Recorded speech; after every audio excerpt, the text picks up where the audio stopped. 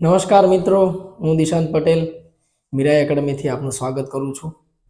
આપણે ફરીથી એકવાર પોલિટીના લેક્ચરમાં આવી ગયા છીએ. પોલિટીમાં આપણે ચર્ચા કરતા હતા મૂળભૂત અધિકારોની. મૂળભૂત અધિકારોમાં મેં તમને કહ્યું હતું કે 6 પ્રકારની સમાનતાઓ, 6 પ્રકારના અધિકારો છે. તો કે આપણે વાત કરી હતી સમાનતાના અધિકાર, સ્વતંત્રતાના અધિકાર, શોષણ વિરુદ્ધ અધિકાર, ધાર્મિક સ્વતંત્રતાના અધિકાર, શિક્ષા અને સંસ્કૃતિનો અધિકાર, બરાબર ને? અને છેલ્લે બંધારણીય ઇલાજોનો અધિકાર. એમાંથી આપણે બે ભણી ચૂક્યા, સમાનતાનો અધિકાર અને સ્વતંત્રતાનો અધિકાર. હવે જો જે મૂળભૂત અધિકારોની અંદર જે આખી જે ખાખો બનાવેલો છે ને, મતલબ કે પહેલા સમાનતાના અધિકાર છે, પછી સ્વતંત્રતાના અધિકાર છે, તો જો એની હેરાર્કી પણ એક ક્રમશઃ બાંધેલી છે. કઈ રીતે? તો કે જે સમાનતાનો અધિકાર છે અને જે સ્વતંત્રતાનો અધિકાર છે, આ બંને જ અધિકાર તમને ગવર્મેન્ટ આપે છે, બરાબર? હવે જે અધિકારની વાત કરવાની છે ને, એ અધિકાર કઈ રીતે છે કે કોઈ વ્યક્તિગત રીતે જો તમારી જોડેથી અધિકાર છીનવશે, એ બે, સ્વતંત્રતા કે સમાનતાનો, તો એના વિરુદ્ધમાં સરકાર પગલા ભરશે. કઈ રીતે? તો કે જો અનુચ્છેદ 21 તમને શું કહેતો હતો કે જીવન જીવવાનો અધિકાર, રાઈટ, ગરિમાપૂર્ણ જીવન જીવવાનો અધિકાર. અનુચ્છેદ 19 શું કહેતો હતો? વાણી અભિવ્યક્તિની સ્વતંત્રતા, બરાબર ને? પછી અનુચ્છેદ 24, અનુચ્છેદ 14, કાયદા સમક્ષ સૌ સમાન.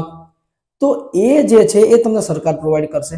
હવે જ્યારે તમારું શોષણ થાય, હવે આ આપણે જે ભણવાનું છે શું છે? શોષણ વિરુદ્ધનો અધિકાર. તો શોષણ વિરુદ્ધનો અધિકાર એટલે કે જો તમારું શોષણ થતું હોય એનો મતલબ કે ગરિમાપૂર્ણ જીવનની જે શરત છે એનું ઉલ્લંઘન થઈ રહ્યું છે, તો સરકાર બંધાયેલી છે કે તમને આપવાનું છે. હવે શોષણ ગવર્મેન્ટ તો કરશે નહીં, બરાબર ને? એ ક્યાંક તમારું વ્યક્તિગત રીતે થશે, અને જ્યારે તમારી જોડે એ થશે, તમારી જોડે એનો પણ અધિકાર છે કે તમે એના વિરુદ્ધમાં તમે જઈ શકો. તો જો કઈ રીતના અધિકાર છે, તો અનુચ્છેદ 23. અનુચ્છેદ 23 આપણને એવું કંઈક કહે છે કે મનુષ્ય વેપાર એટલે કે હ્યુમન ટ્રાફિકિંગ, અને બીજું છે વેઠ પ્રથા, એટલે કે જે આપણે બેગાર એક વખત ભણ્યા હતા એ બંનેની નાબૂદી કહે છે. તો કે મનુષ્ય વેપાર અને વેઠ પ્રથાની નાબૂદી, બરાબર છે? હવે વેઠ પ્રથા એટલે કે જો કોઈ પણ કામ તમે કાં તો તમને એનો વેજ ઓછો મળે છે, એટલે કે તમને એનો પે ઓછો મળે છે, કાં તો તમને એના બદલામાં પૈસા નથી મળતા, અને કાં તો તમને પૈસા ના આપીને એના બદલામાં કોઈ વસ્તુ આપી દીધી, આવી કોઈ પણ વસ્તુ કરે છે તો એને વેઠ પ્રથા કહેવાય. ખાસ કરીને આ લેબર વર્ક જોડે બહુ થતું હોય છે, રાઈટ? ભાઈ શક્તિશાળીને તો કોણે આવું કરી શકે, પણ જે લેબર વર્ક છે, જે શક્તિશાળી નથી આર્થિક રીતે પણ અને સામાજિક રીતે પણ, તમે એની સાથે જ આવું એક્સપ્લોટેશન કરવાના, બરાબર છે? હ્યુમન ટ્રાફિકિંગ મેઇનલી શેના માટે થાય તમે સમજો. જે વેશ્યાવૃત્તિ જે છે ને એમાં આ વસ્તુ બહુ જ થાય છે, હ્યુમન ટ્રાફિકિંગ. તો એના ખિલાફમાં પણ તમારી પાસે અધિકાર છે. અચ્છા, આપણે જાણતા નથી હોતા ઘણીવાર અધિકાર, એ આખી એક અલગ વસ્તુ છે. બાકી એના ખિલાફમાં પણ તમે જઈ શકો, એ અધિકાર છે. અચ્છા, આવો વેઠ પ્રથા જેવો જ એક ઓર વસ્તુ આવે છે જેને કહેવાય બલાત શ્રમ, એટલે કે ફોર્સફુલ લેબર.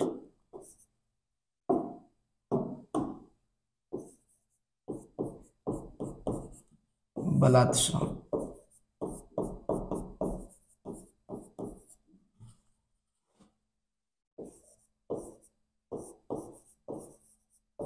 Force labour.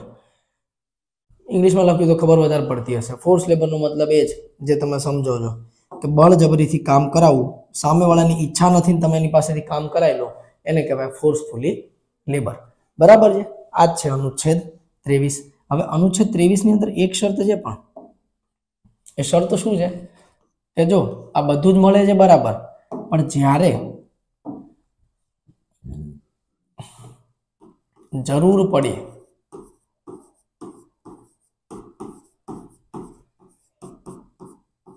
સરકાર આ કાર્યો કરાવી શકે. હ્યુમન ટ્રાફિકિંગ ના થાય, સીધી વસ્તુ છે, પણ માનો કે દેશની જરૂર છે, બરાબર છે? તો એવા સમયે તમારે શું કહે કે તમારી ઈચ્છા ના હોય તો પણ દેશની જરૂર છે તો તમારે કામ કરવું પડશે, એટલે કે સાર્વજનિક હિત માટે. જ્યારે પણ હું સરકાર શબ્દ લખું ને એનો અલ્ટરનેટ મિનિંગ થતો હશે સાર્વજનિક હિત. એમનો તો તમને કહેશે નહીં તમારી ને સરકારની શું દુશ્મની, બરાબર ને? તો સાર્વજનિક હિત જ્યારે હશે ને ત્યારે તમારે ત્યારે તમને આ રીતના કાર્ય સરકાર કરાવી શકે છે, બરાબર? આ હતો અનુચ્છેદ 23. હવે અનુચ્છેદ 23 એકચ્યુઅલી આનાથી વધારે કશું જ નથી, રાઈટ? જે આટલું જ છે, બાકી કશું, ઇવન મોટી એક્ઝામમાં બી આનાથી કશું આવતું નથી વધારે. મેઇન અનુચ્છેદ છે આ રહ્યો, અનુચ્છેદ 24. તો તો અનુચ્છેદ 24 શું કહે છે? કારખાનાઓમાં બાળકોને નોકરી રાખવા પર પ્રતિબંધ. હવે કઈ રીતના કારખાના જોજો, 14 વર્ષથી નાની ઉંમરમાં, એટલે ઉંમર 14 વર્ષથી નાની હોવી જોઈએ, અને કારખાના હશે, ખાણ હશે, કાં તો પછી જોખમી બિઝનેસ એટલે કે હઝાર્ડિયસ કામ, કોઈ હઝાર્ડિયસ કેમિકલની ફેક્ટરી છે, એવા બધી જગ્યાએ 14 વર્ષના બાળકોને કામ કરવાની મનાઈ છે. બરાબર છે, 14 વર્ષ કે એનાથી ઓછી ઉંમરના. પણ મને એક વાત કહો, સાર્વત્રિક જે વયસ્ક મતાધિકાર છે, એ વયસ્ક મતાધિકારનો આપણને અધિકાર ક્યારે મળે છે? 18 વર્ષે. અહીં લખ્યા કેટલા છે? 14 વર્ષ. તો તમને આ અનુચ્છેદની અંદર આ કમી નથી લાગતી કે આ કમી છે? રાઈટ. તો જુઓ, બે સૌથી મોટી કમી છે આની. અનુચ્છેદ 24 ની કમીઓ. એવું નથી કે તમને એકને જ દેખાય છે કમી, જોવા વાળાઓને બધી દેખાય છે. પહેલી કમી શું છે? તો કે 18 વર્ષની સીમા છે. 18 વર્ષથી ઉંમર ઓછી હોવી જોઈએ, ઓછી હોવી જોઈએ. જ્યારે કે શું લખ્યું છે? 14 વર્ષથી. રાઈટ, એક સીમા થઈ ગઈ. અને બીજું શું કીધું કે ખાલી 3 જ જગ્યાએ અપવાદ છે કામ કરવાનું. અચ્છા, બાકી રેસ્ટોરન્ટમાં, ચાની કિટલી પર કેટલી બધી જગ્યાએ બાળશ્રમ થાય છે. મનાઈ કેટલી જગ્યાએ કરી છે? મનાઈ માત્ર કામની મનાઈ માત્ર 3 જગ્યાએ. બરાબર ને? કઈ કઈ જગ્યાએ? તો કે એક કીધી છે કારખાના, બીજી કીધી છે કઈ? બીજી કઈ કીધી છે? તો કે ખાણ વગેરેમાં, ખાણ ખદાનમાં. અને ત્રીજી કઈ કીધી છે? તો કે જોખમી ઉદ્યોગોમાં.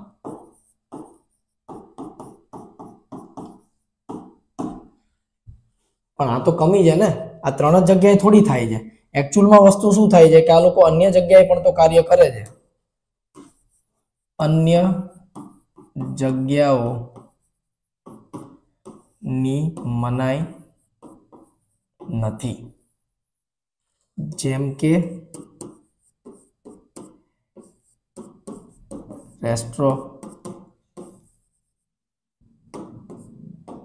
ચાની ટપરી,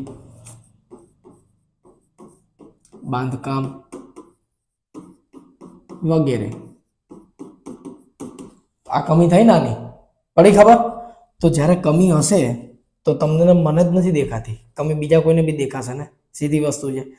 તો એકચ્યુઅલી આની ઉપર સંસદે એક કાનૂન બનાવ્યો. કયો કાનૂન? બાલ શ્રમ નિવારણ અધિનિયમ. બરાબર, એ કાનૂન હતો 1986 નો. હવે 1986 પ્રમાણે એમને જ્યારે કમી દેખાય કે 14 વર્ષના બાળકો માટે આ વસ્તુનો પ્રોબ્લેમ છે, તો એમણે 18 વર્ષ એની અંદર સુધારો કર્યો. તો એક કાનૂન બન્યો અનુચ્છેદ 24 પરથી. કયો કાનૂન બન્યો? બાળ શ્રમ નિવારણ અધિનિયમ 1986. એની અંદર એમને નિયમ બનાવ્યો. કયો નિયમ બનાવ્યો? તો કે ભાઈ 18 વર્ષથી નીચેના બાળક હોવા જોઈએ, 14 વર્ષથી નીચેના બાળક ના હોવા જોઈએ. પણ તો એક કમી બાકી રહી ગઈ. જો એક કમી આપણે પૂરી કરી. કઈ કમી પૂરી કરી? તો કે બાળકોની ઉંમર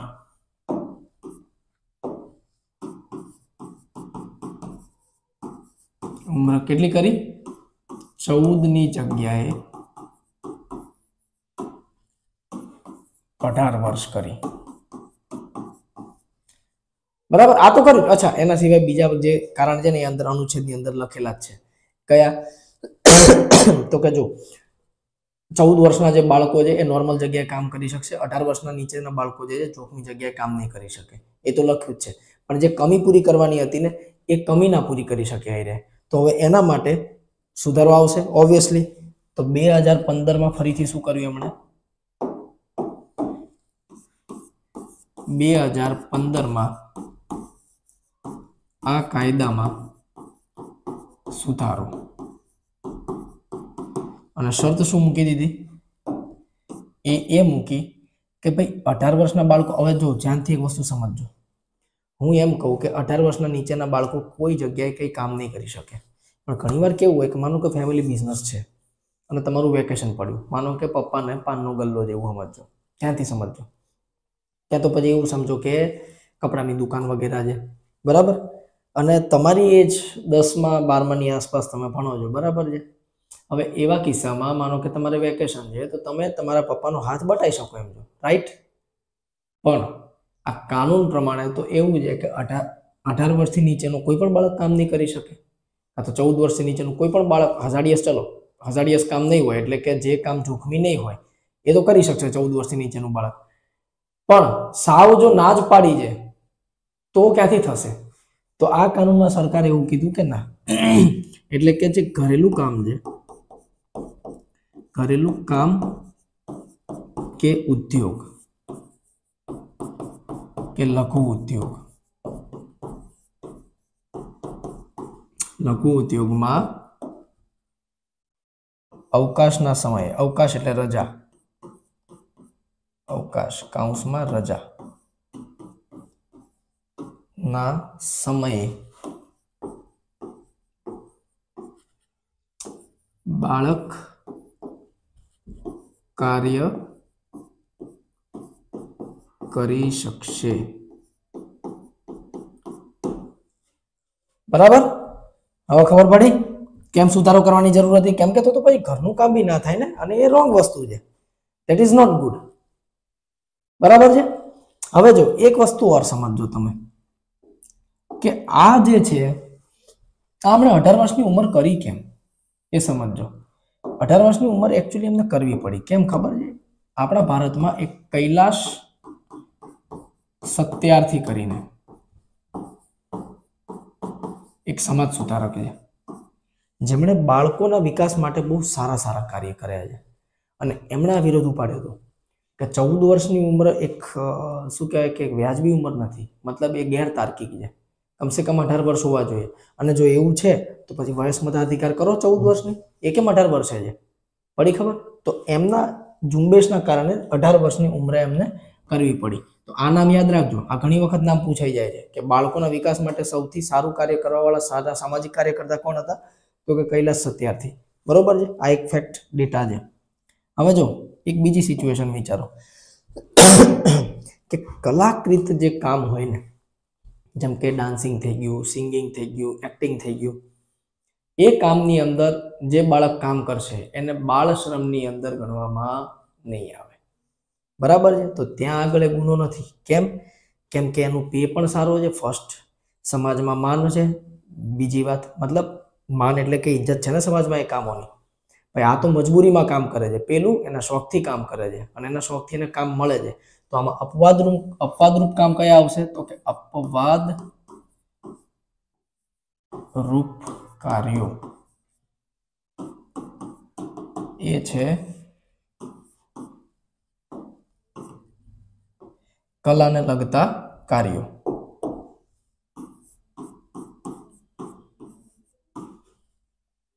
કલાકૃતિ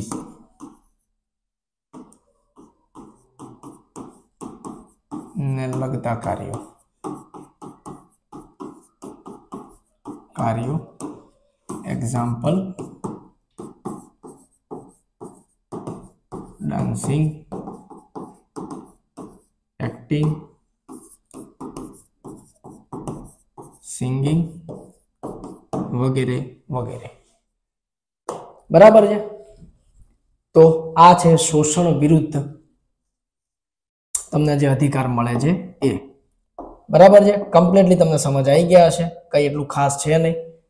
પહેલો અનુચ્છેદ એવું કહે છે કે માણસોનો વેપાર અને વેઠ પ્રથાની નાબૂદી થશે, અને બીજો શું કહે છે કે બાળકોનું શોષણ નહીં થાય. 14 વર્ષથી નીચેના બાળકોને કામ કરવાનો અધિકાર નથી, એટલે તમે એને કામ પર નહીં રાખી શકો. અને જે એના પરથી અધિનિયમ બન્યા ત્યાં કૈલાશ સત્યાર્થીના ઝુંબેશથી શું થયું કે 14 વર્ષની ઉંમર 18 વર્ષની ઉંમર થઈ ગઈ, બરાબર છે. આટલું જ છે આની અંદર. હોપ કે આ વિડીયો તમને સમજાયો હશે. નેક્સ્ટ આવા જ વિડીયો આપણે ધીરે ધીરે લેતા આવીશું પોલિટીના, અને એમ કરતાં આપણે પોલિટીના એક સારા એવા માઇન્ડ મેપથી આપણે એને સમજવાનો પ્રયત્ન કરીશું. આમ જો તમને વિડીયો ગમતા હોય તો મીરા એકેડમીની ચેનલ લાઈક કરો, શેર કરો અને સબસ્ક્રાઈબ કરો. મળીએ નેક્સ્ટ વિડીયોમાં. જય હિન્દ, જય ભારત.